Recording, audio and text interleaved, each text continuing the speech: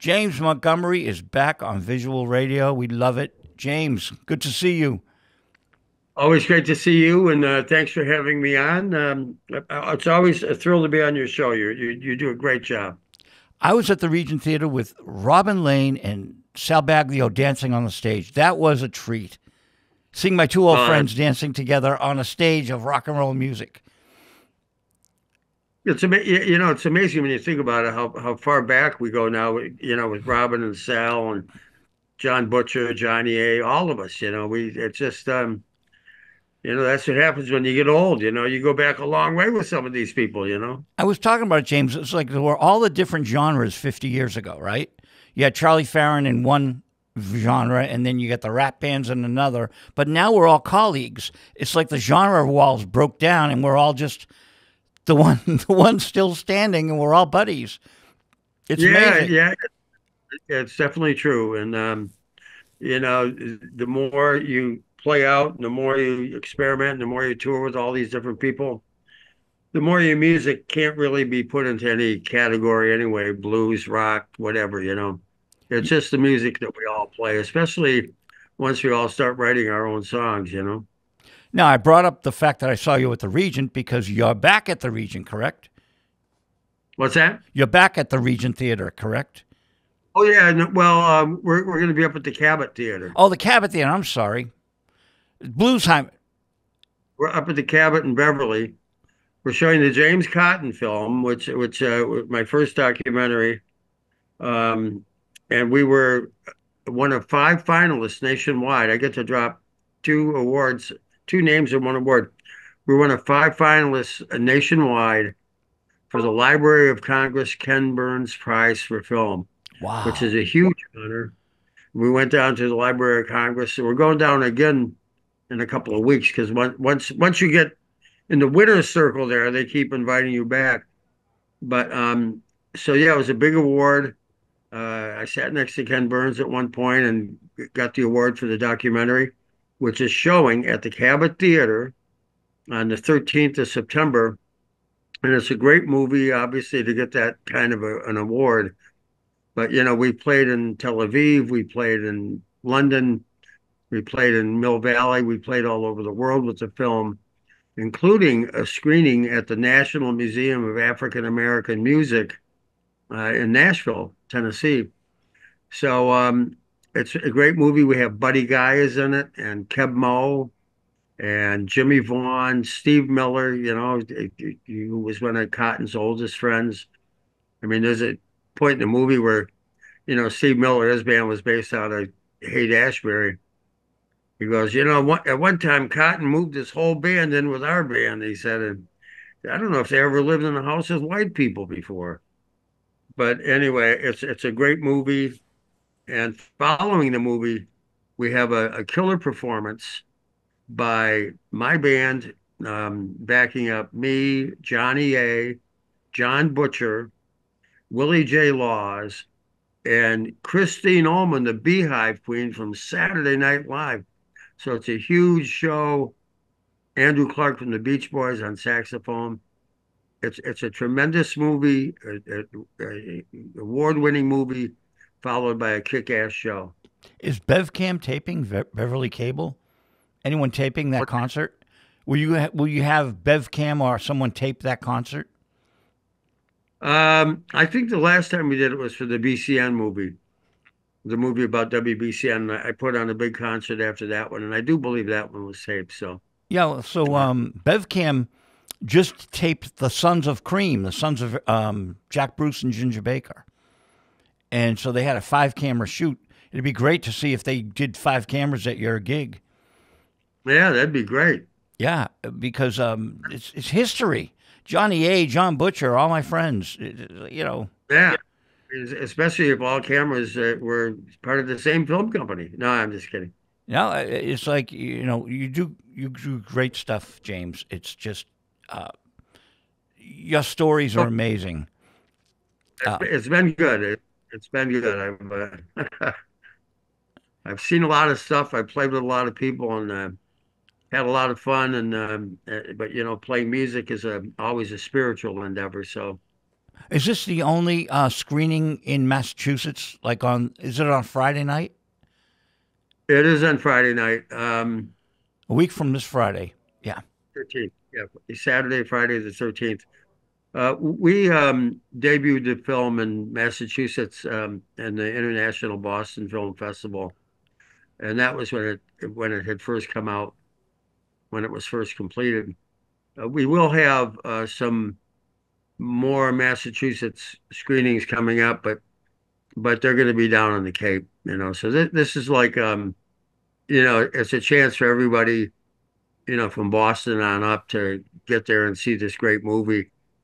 And again, the performance after, you know, a jam with me and Johnny A and John Butcher, Christine, Willie J. Laws.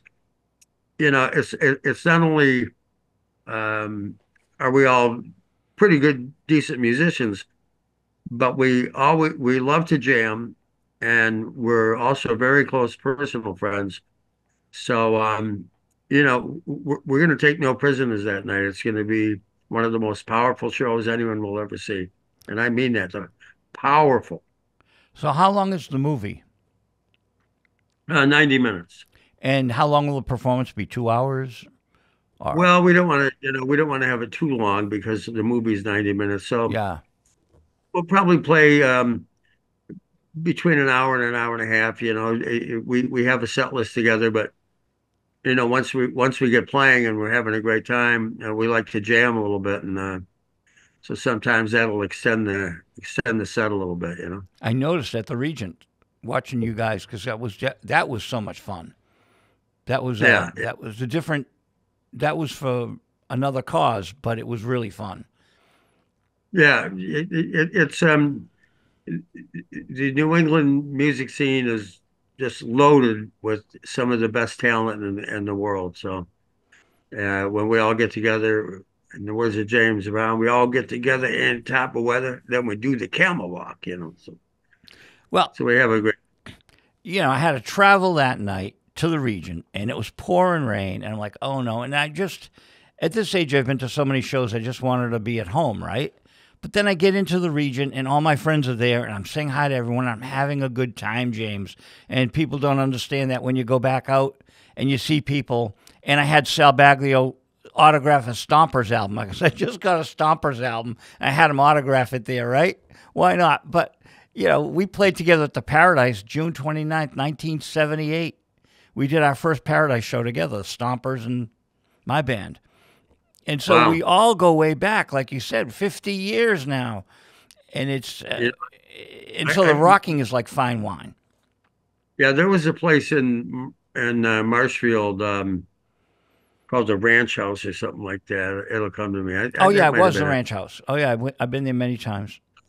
It burned down. We were the last show there. James Montgomery Band with the Stompers opening the show, and so we were the last band there. It burned down that night, and some fan sent me a picture. God, I wish I still had it. It's like it burned to the ground. I mean, there's just like a chimney standing, you know, and like two pieces of wood, and you can still see the smoke kind of rising like this, you know, and and there's a sign that says tonight, James Montgomery Band, the Stompers, which didn't get burned. And then in the back, the whole place is burned down. It was a classic photo. That's like a hot show, a hot, Yeah, hot show. you know, I got a tub full of old newspaper clippings. Maybe I'll look through it at some point and see it because I told Sal about that. He really wants to see it. Well, you know, with the internet now, we get all sorts of photos. I was Ben Orr of the Cars videographer for a year, and we lost Ben. But I'm backstage at the Paradise, and there's Greg Hawkes and Ben Orr and David Robinson, and I didn't have the heart to pull out the camera and take a picture because they're my friends, right? I don't want to act like a paparazzi when they're my buddies. Yeah, but who cares? But well, years later, there's a photo. Someone took a photo at that moment that I didn't take the photo. And it's like, wow, here it is. We put it up on the Ben Orr group and it gets a ton of hits. But someone had the foresight to like, oh, yeah, I will take this picture. I didn't see them there, but that was great. That's pretty good. So You the know, stuff shows up. when they first came to town, Barbara Holiday and I used to book them as a duo. They came to town as a duo, Ocasek and Orr, and we nobody would really touch them, but we fell in love with them immediately and booked them at the Inn Square Men's Bar, which was a Marshall Simpkins. so we booked them at the Inn Square Men's Bar, and so that's how long I've known those guys. I think they grew up, they came in from Ohio or something, Ben was from Ohio. Yeah. and then they had a band called Captain Swing. And then we had that band open up for us half a dozen times. So here I am working with Ocasek and Orr with Ben Orr and Rick Ocasek. And then the next thing you know, they put out this record called The Cars that was one of the most well-crafted rock and roll records ever.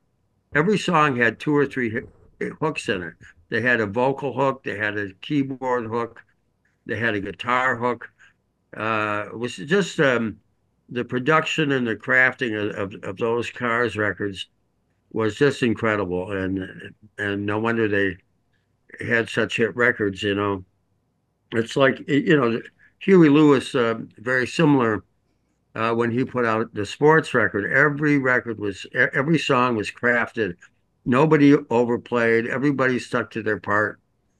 And that's how you put out a great record. Nobody overplays.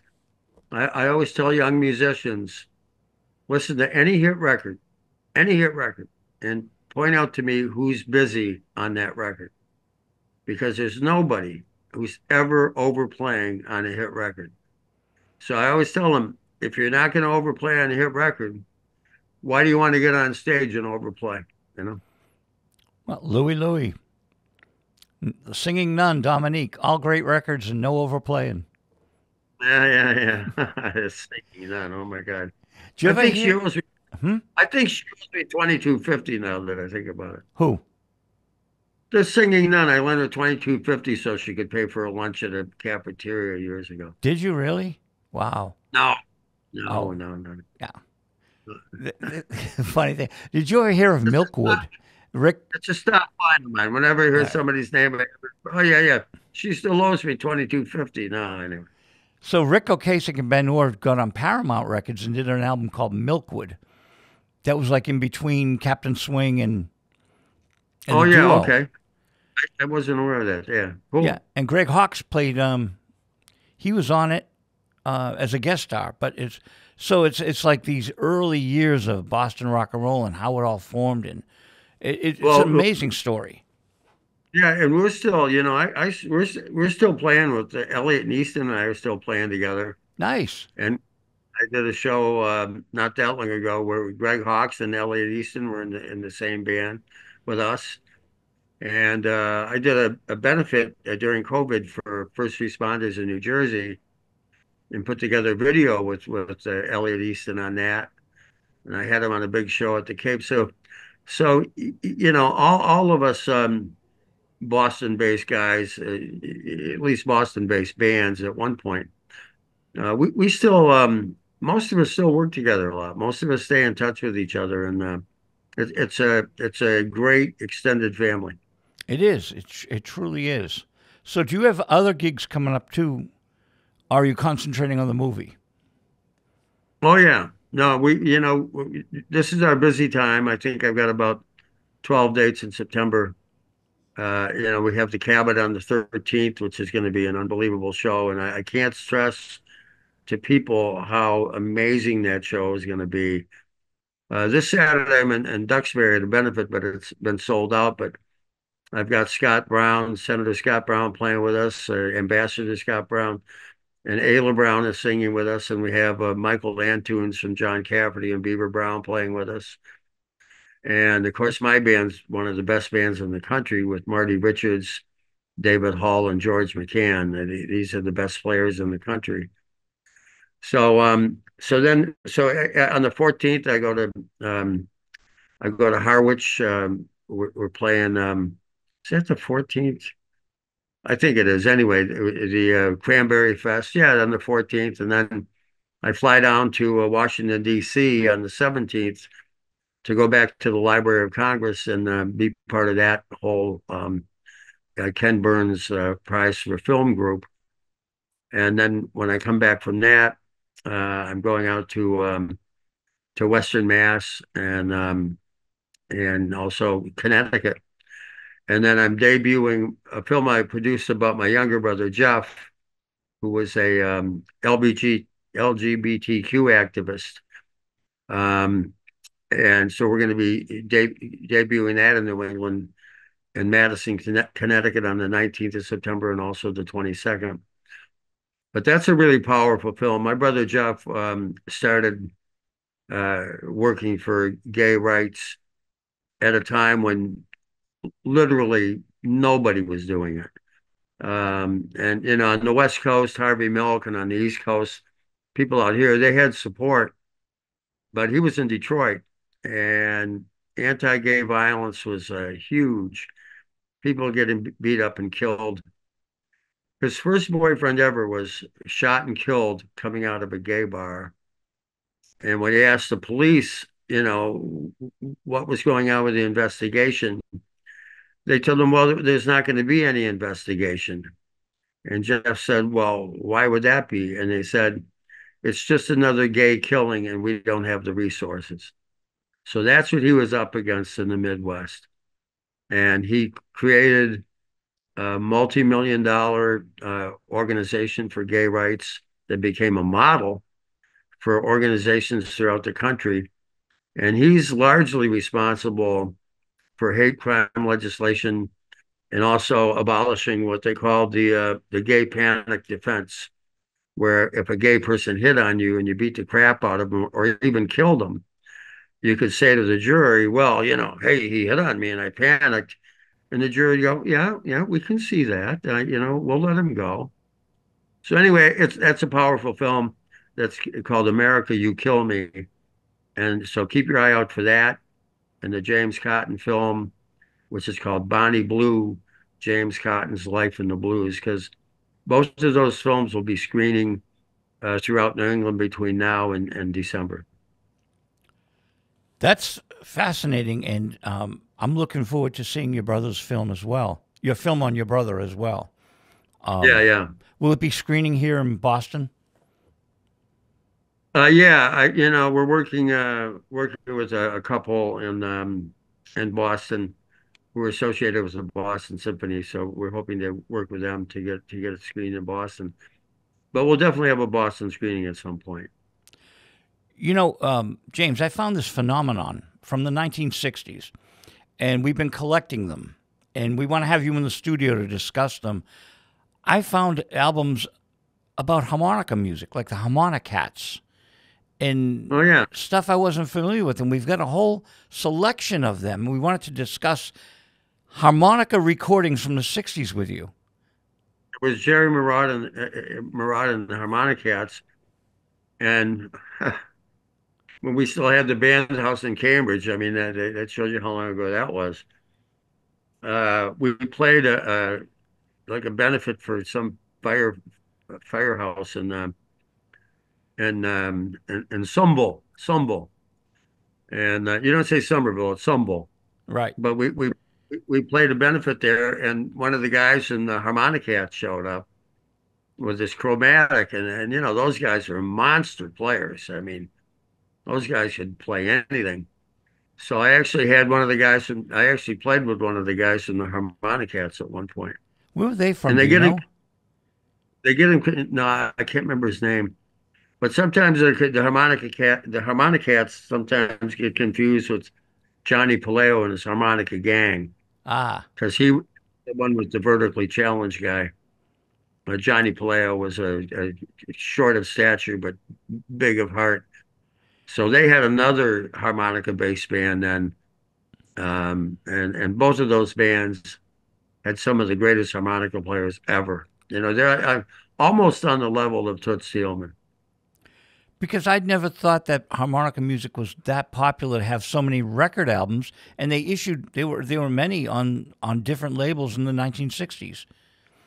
Well, yeah, Jerry Adler had a number one hit with his harmonica version of Heart and Soul. Ah, Yeah, it was the number one hit on all the charts and everything. It was just harmonica instrumental. What attracted you to the harmonica when you first picked it up? What's that? Oh, What attracted you to the instrument? well, I saw a jug band, and I was heavy into rock and roll. I mean, my brother John and I shoplifted almost every hit record you could get. No, I'm kidding there, but well, we did. But anyway, until we got busted, which was not fun. But anyway, I talked too much, I think. But so anyway, We never know if you're telling truth or fiction anyway, so it's fun. You're we did we did get busted, and scared the hell out of us. That was the last time I ever went shoplifting. Because they took us down to a room at the department store with a detective and someone from the Detroit House of Correction, and nobody wanted to go to the Hoco. But so I was big into rock and roll, and I saw a jug band, and I heard live blues for the first time, and a guy was playing harmonica, blues harmonica. And by the way, that guy's name is Chris Seo, and he's the leader of the Uptown Horns, who I still work with on a regular basis. So that guy who basically gave me my first harmonica when I was like 15 or 16 years old, we're still playing together a lot to this day. And I've had him on almost every record I've ever recorded with the Uptown Horns. They're the Rolling Stones touring horn section. They're the horn section on the B-52's Love Shack. They're the horn section on James Brown's Living in America. They're along with Tower of Power and probably the horn section from Chicago. They're the three best horn sections in the country. But anyway, so I heard this guy play harmonica, and it just kind of hit me. Um, I had a radio show for about 5 years before I joined Johnny Winter's band. Because when I joined Johnny's band, I was on the road so much I couldn't do my radio show anymore. But the reason I mention that is because I interviewed about 100 blues musicians over the 5 year period, and almost every one of them had the same moment that I had. With rock and roll people, I'm not sure that's true. It's like, I want to play guitar. I want to be in a rock band. I want to wear Beatle boots. I want to get girls, whatever. I don't know if they have a moment like blues musicians do. Bonnie Raitt had her moment at a campfire up on camp. James Cotton had his moment when blues came over the radio and he was on a plantation. They all remember their moment. So I had that moment when I was 15, 16, where I just heard blues for the first time and had this visceral reaction where I said, wow, that's the kind of music I want to play. And so the name of the band was the Milk River Jug Band. And within 6 months, I was the front man for that band. And I changed the name of the band from the Milk River Jug Band to the Milk River Sheiks. And we had a ball with that. That was one of the few bands I've ever been in where there was absolutely no problem whatsoever at any time. The jug band, which came in handy years later when Les Paul called me up the first time I ever played with Les Paul. I ended up playing with him quite a bit. Um, but he called me up and he'd been doing jazz standards. So I called off Chicken Shack, a blues shuffle, a house rocker. So I went over really big because they'd been listening to all this fancy stuff all for an hour. And then I just played like a blues house rocker and went over really big. So Les goes, well, where'd you learn how to play harmonica like that, James? Well, I started in a jug band. I said, I said, so didn't I. He says, it's a dinner theater. He says, you in the front row, empty that bottle out here and pass it up here. So I've got this empty bottle of wine, and he starts in on a ragtime thing, which all jug bands play ragtime music as well as the blues. So I played the bottle alongside of it, and he gave me a stop chorus where I did a little solo. And 3 days later, in regular mail, I get this picture, and Les is looking up at me, and I got the bottle, and he captioned it. He said, "James, you played a bottle because we didn't have a jug for you." And then underneath that, um, in his own handwriting, he writes, "I'm so proud of you, Les Paul." That is so So momentous. my jug band training came in handy. Wow. Les Paul. Did any recordings from the jug band and you? There's one somewhere. Somebody, back in those days, if you wanted to record something, you had to carry around a reel-to-reel tape machine that probably weighed 50 pounds or whatever. Yep. But we did have a reel-to-reel of the jug band somewhere. I think Chris Seal or this guy Ed Johnson in Detroit. I think he has a. Now you got me. Now you got me on a scavenger hunt here. I'm gonna track that down before the night's over. I'd love to hear it. That's cool. That's cool. And how many labels did you record for in the early days? I know you did Capricorn. Was there anything before that? Not before. Capricorn was our first record deal. And then after that, we went to Waterhouse, which is a label up in Minneapolis. Um, and then after that, we went to Island Records. And when I was on Island Records, it was Chris Blackwell owned it. And, he used to go down to the Caribbean all the time. And so he had all these bands down there who actually lived in the Caribbean islands. And so that's why I called it Island Records. But then he signed three acts that were not necessarily confined to the islands. So he signed Bob Marley, me, and Robert Palmer. And there was this guy, Charlie Comer, who was this crazy, cool English A&R guy who drank shandies. And he thought it would be important for all the artists to meet each other. So he made a point of me meeting Robert Palmer. He made a point of me meeting Bob Marley. And so, in that respect, it was a good label to be on. But they really didn't believe in promotion that much. It was a very difficult label to. They told me flat out that they didn't really believe in promotion. And at that time, Patty Hearst had been taken hostage by this liberation radical liberation army out in San Francisco. Symbionese Liberation Army, I think. Yeah, that was it. Yeah. So I'm sitting around with a bunch of record label guys, and they go, "Why can't they find Patty Hearst?" And the other guy goes, "Because she's on Island Records." And Oh, everybody starts cracking up, and I'm laughing my ass off there. I'm going, "Hey, wait a minute, that's my label." But anyway, so I was on Island for a while, and then I was a part of Tone Cool, which is like I'm sure you're familiar with them. It's a kind of a is that Richie Richard, Rosenblatt? Yeah, yeah, Richard, wonderful guy. great guy, and they're kind of an umbrella promotion distribution label. They kind of do a little bit of everything. So I was on Tone Cool, and then I was on Conquer Root, which was a label that was run by Peter Malik, who was my guitar player for a while. Peter's a Yeah, guest of mine like 20 years ago, 30 years ago. Great guy too. yeah, Love Peter. yeah, me too. The only time I played with Muddy Waters was because Peter Malik was playing with him that night, and I went down to see Peter. And Peter talked to Muddy, and I got up and was able to play with Muddy Waters, which was a big thrill for me. How did you get signed to Island? Was there a demo?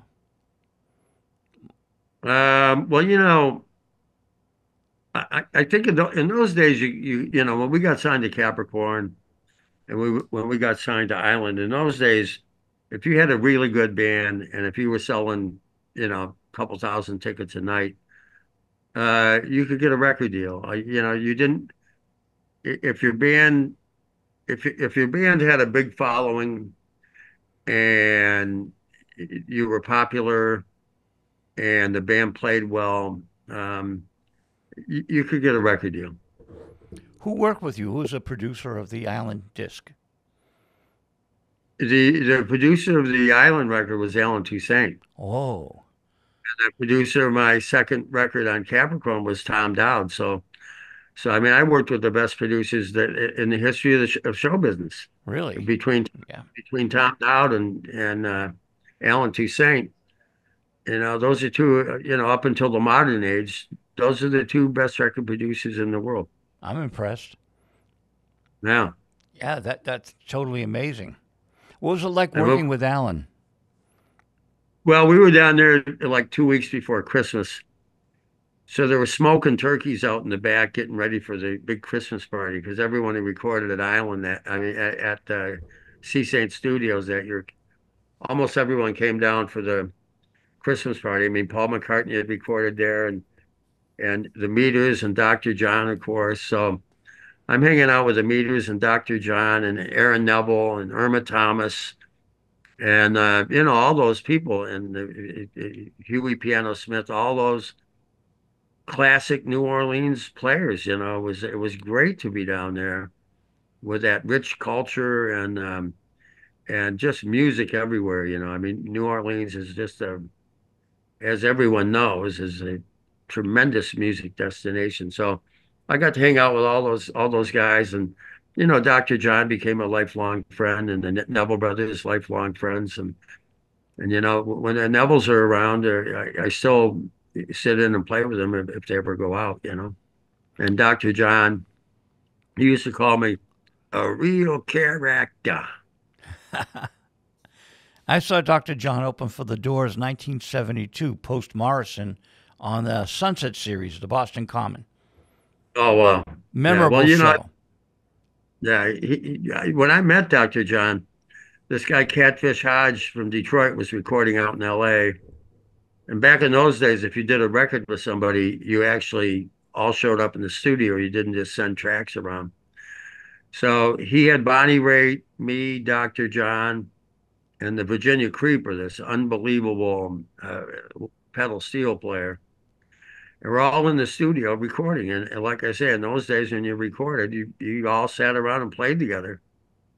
And I remember there was one song that Catfish had written, and we got to a point where we were thinking, this song needs something. So me and Bonnie were sitting there trying to figure out what we might want to do to add to the song. And Dr. John goes, well, I think we should homogenize. And we go, homogenize? Take it to a different key. So that was how they said modulate in New Orleans. He said we should modulate, but in New Orleans, I think we should homogenize. That is funny. So anyway, Dr. John was an incredibly great hang. Well, he played with my friend Bobby Hebb, who wrote Sonny. Oh So, yeah, yeah. so Mac and, Bobby and Hebb. Mac and Bobby did records down in New Orleans, I believe. For the Rich Records, John Richburg's record label. Oh, cool. Yeah, it's very nice stuff. Bobby was just such he was able to play anything, and he was just a Yeah. virtuoso. People No, hear Sonny, and I've heard wonderful things about him. Supposedly just a real sweetheart too. he was my best friend at the end of his life. He Wow. was just a very nice man. He took me to Rockport to dinner one night, and I'm going down the street with Bobby Hebb, and everyone's waving at him like he's the mayor. I felt like I was with the mayor of Rockport. And, and Wow. and before he moved back to Nashville, I guess he had an apartment above David Robinson. David Robinson of the Cars had a gallery, and Bobby lived upstairs. Wow. I love it. I But yeah, love it it. was just so cool. He I did. was He did treat her right too. That was a, yeah, it had the one, if you want a good loving, you got to start real slow, something like that. I don't know. I thought that was him. I've videotaped a lot of Bobby, and I basically produce the records for the estate now. So Wow. we're working on a new box set. His daughter and I. So it's just so much fun that these people that you're bringing up Mac Rebenak, and Mac worked with Bobby, Mac worked with you, and Bonnie Raitt, and it's rich history that I think needs to just get on tape and be recorded. People need to know what an interesting time it was, and the chemistry you had Yeah. with these people. You can't capture that by mailing tapes around. Yeah. I guess, everyone tells me I should write a book, so I guess I'm going to have to get started on it. You do, and you got plenty of radio shows with you, so you can get a good starting point. Yeah, and I mean, I'm one of the few people left in the blues world who played with like four different generations of blues musicians. I actually played with Honey Boy Edwards, who was Robert Johnson's running buddy. Whoa. I played with so I played with that generation. I played with Honey Boy Edwards. I played with Muddy Cotton Jr., John Lee Hooker. Played with John Lee Hooker in his band when I was 19 years old. And then the other and then my generation, and then now the new generation. So I played with four distinct different generations of blues artists that spans from the late 40s to now. So up at the Cabot Theater, we recorded The Sons of Cream, and it's Malcolm Bruce, Jack Bruce's son, and Kofi Baker, Ginger Baker's son, and it's Ginger Baker's sister's grandson that plays guitar. The guy's phenomenal, and his name is Robert Johnson. So, of course, they're playing Cream's Robert Johnson, Spoonful, whatever, right? And it's like, this was written by Robert Johnson, but our guitarist is Robert Johnson. It's too funny. And they're phenomenal. I mean, James, these guys are, they have it. They are so creative, and they don't copy their dads. They actually play tribute to keep the music of Cream alive. But I've been playing piano 50 years, right? Huh?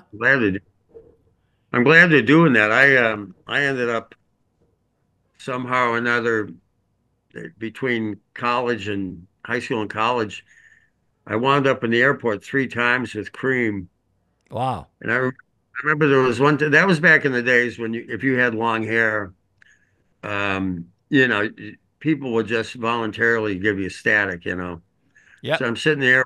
This guy says, "You call me Pinko," and then he used the MF word to me. Well, you were a commie Pinko, but that's okay.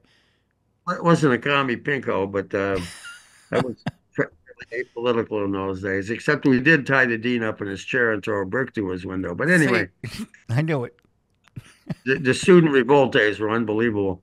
So anyway, I'm sitting there, and the guy said, "Commie Pinko," and I'm wearing the typical hippie outfit. I got on jeans and a work shirt and work boots, and the guy's yelling at me for having long hair, right? So all of a sudden, the Cream come down the aisleway there. What are they? The concourse. And here's Ginger Baker, who looks like he weighs 80 pounds, and his hair is all frazzled. Eric Clapton had a perm then, which kind of dyed almost red. And Jack Bruce comes down, and they got their road manager with them, and they're all wearing these Edwardian outfits with ruffled shirts and bell-bottom pants. And the girls with them are like hippie chicks with all these beads and feathers and all this stuff. The guy who yelled at me when Cream came down the concourse, his jaw dropped like this. And he was speechless. He had no clue as to what he was seeing. He would yell at me, but when he saw Cream, they just blew his mind so much. He just stood there with his mouth agape and said nothing. And he didn't know who they were, right? No. So I've been playing piano 50 years, and I work on piano mainly now. So I'm backstage with the Sons of Cream, and Malcolm Bruce is playing piano. I'm like, my God, this guy blows me away. He's just, they're that good, James. And I know something about the piano, but this guy he writes classical music. These kids are prodigies. It's just totally amazing. And like you said, it's nice that they keep the music alive. But they're writing their own music, and they're doing solo albums, and it's like they're very prolific. And the Cabot Theater, Bev Cam did a 5-camera shoot. It's a beautiful place to tape. I hope your gig gets taped because it's. Yeah, it's a good idea. I should look into that. I know a couple of video companies that. Well, Paul Norman, who set up our thing, he's a member of BevCam, so I will get to him right away and hook you guys up. Yeah, have him send me a text. Yeah, because he can probably call them and see if they want to do it, and it's long enough away, the 13th. And they're so Yeah. used to the Cabot. It's Beverly Cam. It's BevCam is the public access cable station. And they work with the Cabot Theater, so they know the ins and the outs. That they get the audio and the video, and it's all done. Wow, that's great. Yeah, because this has got to be taped. And what you do is so important. I think you're right. But I appreciate you talking today. Again, you're at the Cabot Theater on the 13th. Yeah, and I can't stress enough, how great the movie is. Like I say, one of 5 finalists nationwide, finalists for the Library of Congress Ken Burns Prize for Film. Great movie. And then the show afterwards, it's going to be a powerhouse. It's going to be extremely powerful. And we're going to blow people away. So you got to get down to the Cabot on the 13th and be prepared to get blown away by an incredible movie that features Buddy Guy, Keb Mo, Steve Miller, Jimmy Vaughn, Bobby Rush, incredible interviews. And we flew in probably 30 harmonica players and sat around and jammed for a while. We have some of that footage. So, people like Curtis Salgado and Rick Esterin and Cheryl Arena and Mark Hummel, and then we have members of James Cotton's band who are in the film. It's an incredible movie, and it's going to be a powerhouse show. And the Cabot Theater is right off of Route 128 for anyone listening and viewing. So it's pretty easy to get to. It's right on the main street. You can't miss it. Yeah, it's in the center of town. And I had pizza across the street diagonal, and the food up there is amazing. And you're right on the shore. Yeah, there's a little Italian joint. I think it's called Chianti or something like that. Can't remember, but there's an Italian place kind of across the street and a block or two down. I always try and get to town early so I can get over there and have one of the best Italian dinners on the North Shore. And then I wander over to the Cabot Theater with a glass of with a bottle of Cabernet to get ready for the show. Well, for the people, the viewers that are going to go to your show, they should go there for the full day because it's still summer. The 13th of September is still summer. You're on the beach. Go to the beach. Go to the Italian restaurant and go to the show. There you go. Hey, James, it's awesome having you back on the air. Well, great. I love being on your show. You know that, and as we all do. I mean, you're one of these great guys in the business who, you and a couple other people are the glue that kind of holds our community together because, you have us. Some of us are in niche markets. Believe it or not, I'm not in the same market as Taylor Swift. But so it's great that you give us a chance to come on and talk about our events and talk about our careers, and we thank you very, very much. Well, I appreciate that very much, and the door is open, always open to you, James, always. Cool. I love it, and next time I'll come up there. My last comment is like Billy Toro, my previous guest, is the editor of the Somerville News Weekly. Goes, you got James Montgomery on? He was blown away. So you got a fan base out there, man. He was really impressed. So, you and I go back a long way. I'm always on your show. We do. Hey, thanks, James, and have a. Thank you. Yep. And I'll see everyone on the 13th. And thanks for making that movie. Okay, thank you. See you soon, buddy. Love you. Bye. Bye-bye.